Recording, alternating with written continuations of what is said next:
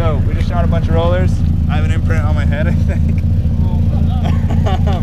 And now we're gonna go into Lightroom and edit these photos. Hey YouTube, what's up? This is Ben from ShouldIGetIt.com. Welcome to episode 9 of Shooting Cars. Today we're gonna be talking about rolling shots, how to edit them, and I'm gonna show you a little bit of footage of me actually shooting the rollers using the tips that we talked about in last week's episode.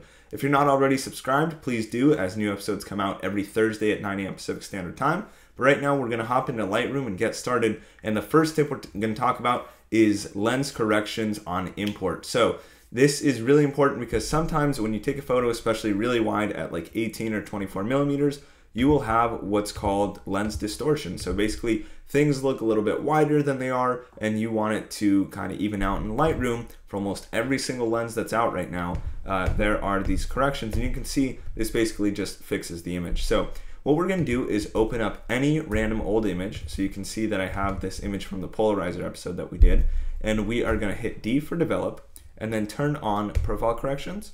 We're going to remove chromatic aberrations, and then for most of my photos I like to add a little bit of colors in the blues. So we're going to go down to camera calibration and boost the blue primary saturation up about 30 right there. Okay, so then what we're going to do is make this a preset. So we're going to call this fix for import, and we are just going to select the calibration and the lens correction. So we're going to hit create, and now we're set. So we have this preset called fix for import. So again, if I reset it, all I would have to do is press fix for import, and it does it automatically. Now the cool part is we can just make it do this for every single picture from the rolling shots that we import. So I'm going to hit import, select my memory card, and this episode might be a little bit longer than usual, but for the first time seeing these photos, I'm going to show you my full process for how I'm going to go through them, pick which ones I want, pick out between two images, edit them, create presets, and export. I'm going to do everything in this episode, so that's why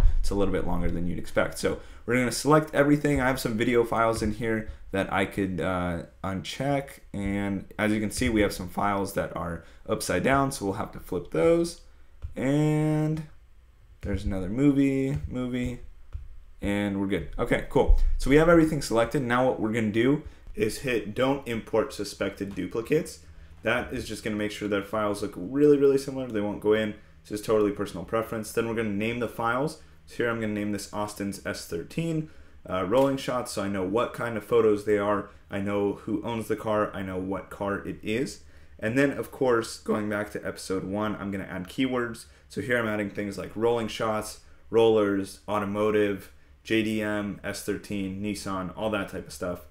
So when I go back and look at my thousands of images, if I want to find these photos really easily, I could.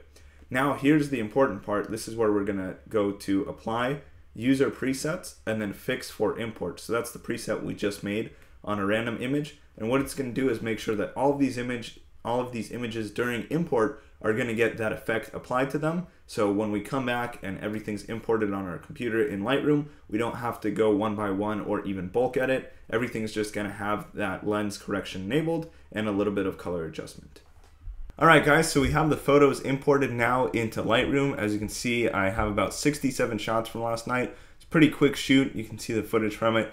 And right now what I'm going to do is go through it, cull all the images, and cull basically, you know, if you don't know what that is, it's when you have a ton of images and you narrow it down to the ones that you want to edit and share and post. And so we're going to go through those right now. So usually to do that, I have my workspace like this. I get rid of the bar on the left because I very rarely use presets. And I just go through the images full screen. So if they're really bad, I'll press X on my keyboard, which will mark it as a reject. You can see in the grid, if I press X, that means that it's going to just become grayed out. And then if I hit Command Delete, I can delete them, and that's a really easy way to get rid of it. And then if I like the image, what I'll do is hit 7, and so that will make it yellow, and I'll know that that's the image that I want to edit later on. So I'm going to go through these. I'm going to quickly delete the ones that are really bad. So you can see that I was shooting bracketed. So if I turn on the information, you can see that it was 1/40th of a second for the first shot, then 1/80th, and then 1/20th of a second. So the 1/20th was way too slow, and so I'm going to delete that. So again, it's 1/30th, 1/60th, not bad, but just not a great shot. And you'll see when you're shooting rollers, especially at the beginning, you know, it's a lot of trial and error. So I'm going to delete a ton of these. And again, this wasn't the best background. I just wanted to show you guys the concept of shooting rollers. how to do it, how to edit, and that whole process. And now that I'm looking at all these cars on the road and the S13, I'm curious what you guys drive. So comment down below if you're still watching what you drive. Personally, you guys know I drive an orange Mini Cooper S and a BRG 1991 Mazda Miata. I know a couple of you guys have Minis and Mustangs, but I'm really curious what like the coolest car or build is from my viewers. So you guys can see right here we had the driver window down, so the polarizer doesn't matter much there, but the reflection you can see on the back window, and then you can see that I use the polarizer to be able to see through the windshield. So that is why we polarized. So this has the street sign in it, there's no way I would keep it, and we're just gonna go through. So these two shots are really similar. This one has a car in it that I don't really like, so I'm gonna get rid of that because I'd rather have this cleaner shot. And it, you know, what I could do is press R really quickly to crop, and then I could get rid of the bus right here. And I'm really sorry guys if the fans are in the audio right now. My laptop is just having a terrible day dealing with all this, but we're gonna flip these. So what I'm gonna do is hold shift and select the upside down shots, and then hit command left bracket, and that rotates it. And we're gonna hit it again to make sure they're all rotated through. So delete, delete, delete because of the street sign, and delete looks a little bit blurry. You can read the plate, which is kind of my rule of thumb. If you can read the license plate, you know, for the most part the image is sharp enough to share, but the logo is really blurry here, and I'm not a huge fan, so I'm gonna delete that. And you can see that a lot of these shots are not really worth keeping, and I was trying to shoot a little bit slower than usual yesterday. So this was 1/40th of a second, but I was also in a G35 on air suspension, as you can see, and it is not the best ride. It's pretty smooth, but just the seats in there are really stiff, so it unfortunately didn't help out very much. So you can delete these photos here. And I know this might be getting boring, but this is what happens. So here I decided to take a vertical shot. This one that I like, so I'm gonna hit 7 on it. This one is a little bit better, but the bus is right there and there's not enough space at the front of the image. This is getting better. This is tough. We'll choose between those later. Slow down a bit too much here. And flip. Not bad. A little bit too blurry for me, and too blurry. This would have been a cool shot. Cool. So when you have a camera with like more than, I don't know, 12 megapixels, it's actually nicer to shoot wide and then crop later on, which is what I would recommend. I mean, especially on the D800, I have 36 megapixels to work with, so it is really awesome. So as you can see, I have a bunch of rejects here. I'm gonna hit Command Delete, and we're deleting 45 images here. So these are all gone. And then I'm gonna go to the unflagged, and now we have 22 images left. So between, let's say like these two shots right here, what I'm gonna do is hit shift and select both of them, and then press C to compare. And when you press C, what's cool is that you can click on it and it will zoom in to the same area on both images, the same portion of the frame, you know. So if it's framed differently, of course, it's not gonna hit the exact same spot, but I can see how sharp the wheels are. So they look about the same in these shots. And then what I really wanna know is the license plate test. And it doesn't look great in either, but I would say this image on the right is a little bit sharper. So I'm gonna delete the one on the left, and now we've narrowed it down a little bit. Okay, then these images here, if you wanna compare more than 2 at a time, I'm gonna select all of them, and then press N on the keyboard, and that is gonna let me compare them all side by side. It won't let you zoom in, that's only between 2 images, but you can see them all like this, and then if you want, you can turn the lights off by pressing L on your keyboard, and that'll make it regular, a little bit dimmer, or all black. So the one with the bus right here I actually really like. I enjoy it as a shot, you know, and it has a street, and it has a little bit more of a story. It's more journalistic, I'd say, than most of my shots, but I'm gonna get rid of this one, and I wanna get rid of this, and now it's gonna be down between these two. So there we go. Turn the lights back on. And then we have all these shots right here that look kind of similar. And usually when it's like this, you know, if they're all relatively the same sharpness, I just go by which one catches my eye first. And that's the one that I'm gonna edit. So this one doesn't have enough space in the front. I'm gonna get rid of that. So that's gone. And then it comes down to these three. This one, if it didn't have a car, would definitely be my top choice. In the background, if it didn't have a car parked right there. which is kind of the similar story here on the top left. And then I'm going to pick between these two, and I'll do the comparison by pressing C, and we'll do the license plate test. So actually, let's just take a look individually. Once the image loads up here for me.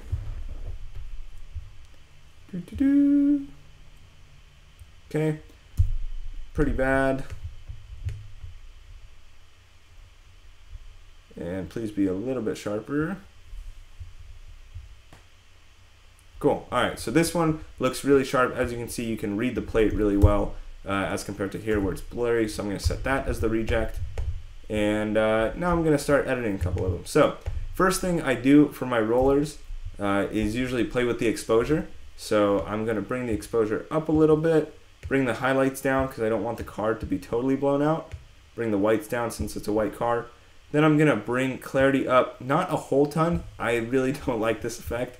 I'm going to bring it up maybe like, up to 15. The blues, you can see when we add the blues or get rid of them. Here, I think it actually looks better since it's a white car. There's a lot of blues in the shot to get rid of it. Just a little bit. I know, the sky doesn't look that blue in the image regardless. This is not a huge deal to get rid of that. And then I want to darken the road. So I have a filter that I'm going to use called Road Rolling Shots. You can see the settings right here on this side.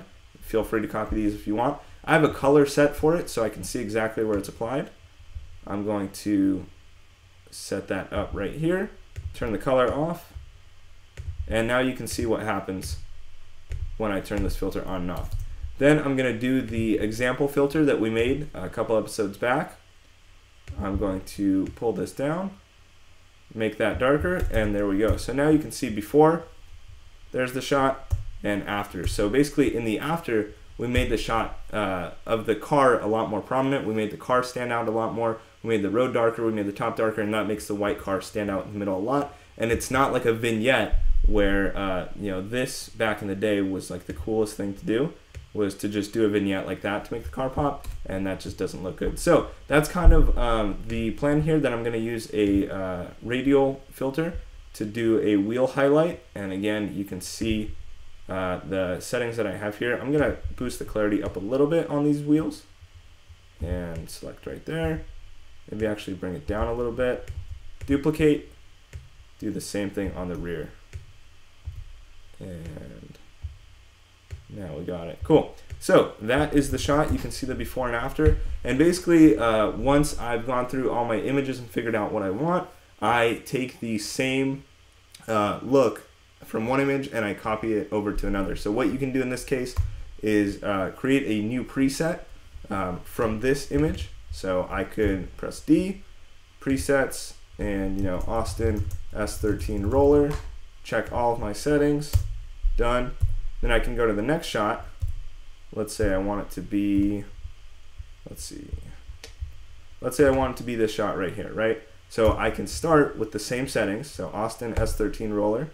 You can see it already made a big difference to the image, but the filters aren't really lined up exactly where they should be. So in this case, what you do is you hit the graduated filter button and you can change where this one affects the image. So we can change that. Then for the sky, we can pull this up or down depending on how much we want it. And then for the wheels, you'll see that they're totally in the wrong spot. Like this is on the hood.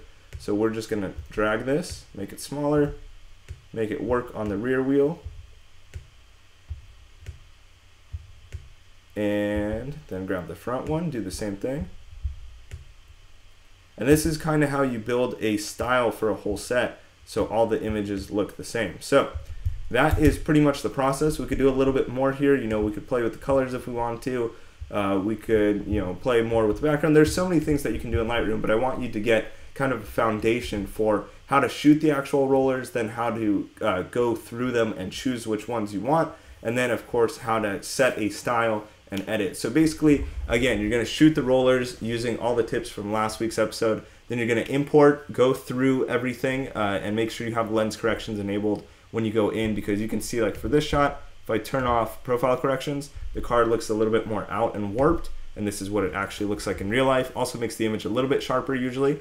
Then you are going to select which images you want to edit. Then you're going to edit one of the images, make a preset based off of that. and then apply the preset and adjust it for each image. So again, remember, it's not like a set formula. You can't just hit preset and be done. You have to preset and adjust so it fits the image properly. So hopefully you enjoyed this episode. If you did, please subscribe, leave a comment down below, like this video. I really appreciate it. Again, another episode coming out next Thursday at 9 a.m. Then I'm going to Los Angeles after that to shoot, so hopefully I'll be able to provide some episodes from LA.